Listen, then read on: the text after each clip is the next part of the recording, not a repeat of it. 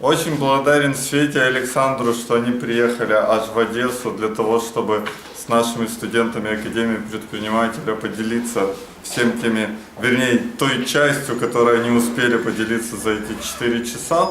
Уверен, что не каждый тренер и не каждый практик может уместить столько всего за это время, за что очень большая благодарность. Буду рад увидеть вас, Света и Александр, снова у нас в Одессе, у нас скоро лето, так что welcome, приезжайте. Для тех, кто только думает, обращаться к этим специалистам или нет, ну, посмотрите на их результаты, на их сайты, я думаю, вы сразу все поймете. Да и вообще, есть закон, который сказал еще Билл Гейтс.